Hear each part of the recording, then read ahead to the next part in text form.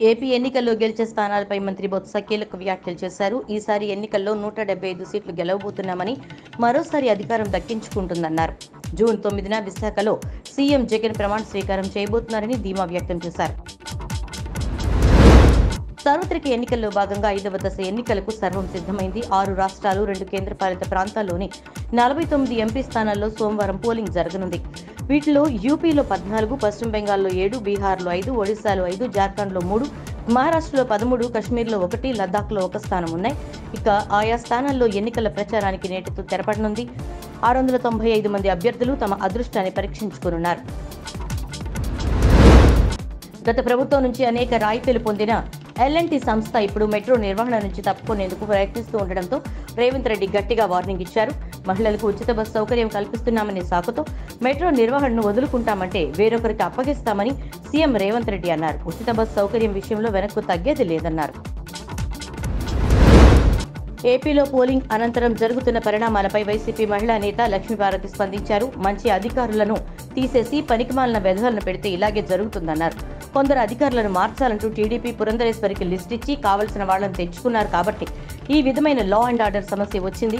ఈ దుర్మార్గురాలు పురంధరేశ్వరి వల్లే కదా ఇదంతా అన్నారు లక్ష్మీపార్వతి. తెలంగాణ సంక్షిప్త పదాన్ని టీఎస్ కు బదులు టీజీగా మార్చాలని రాష్ట్ర ప్రభుత్వ ప్రధాన కార్యదర్శి శాంతికుమారి ఉత్తర్వులు జారీ చేశారు. జీవోలు, నోటిఫికేషన్లు, నివేదికలు, లెటర్ హెడ్లలో ఈ టీజీగా ఉండాలని ఉత్తర్వుల్లో పేర్కొన్నారు. ప్రభుత్వ శాఖలు, సంస్థలు, అటానమస్ విభాగాలన్నీ దీన్ని పాటించాలని ఆదేశించారు.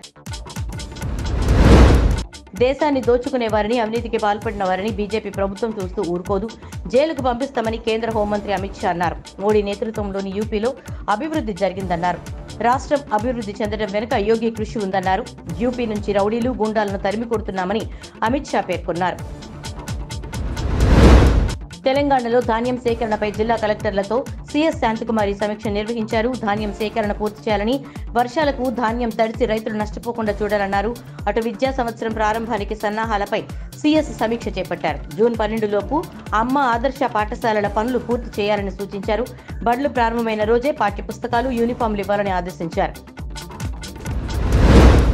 ఆప్ ఎంపీ స్వాతి మాలీవాల్పై సీఎం కేజ్రీవాల్ వ్యక్తిగత సహాయకుడు బిభవ్ కుమార్ దాడి చేసిన ఘటన కలకలం రేపుతోంది. ఈ ఘటనపై కేసు నమోదు చేసిన ఫోరెన్సిక్ బృందం కేజ్రీవాల్ నివాసానికి వెళ్లి సీన్ రిక్రియేట్ చేశారు. ఈ ప్రక్రియలో కీలక ఆధారాలు సేకరించి తదుపరి చర్యలు తీసుకునే అవకాశం ఉంది. ప్రజాశాంతి పార్టీ అధ్యక్షుడు కేఏ పాల్పై చీటింగ్ కేసు నమోదైంది. జిల్లెలగూడకు చెందిన ఎస్ కిరణ్ కుమార్ ఫిర్యాదు మేరకు పంజగుట్ట పోలీసులు ఆయనపై కేసు నమోదు చేశారు. ఎల్బీనగర్ నియోజకవర్గం నుంచి ఎమ్మెల్యే టికెట్ ఇస్తానని పాల్ 50 లక్షలు తీసుకున్నాడని బాధితుడు ఫిర్యాదు చేశారు. 14 మంది శ్రీలంక జాలర్లను భారతీయ నేవీ అరెస్ట్ చేసింది. ఇంటర్నేషనల్ మారిటైమ్ బౌండరీ లైన్ను ఆ జాలర్లు అక్రమంగా దాటి రావడంతో అరెస్ట్ చేసినట్లుగా అధికారులు చెప్పారు.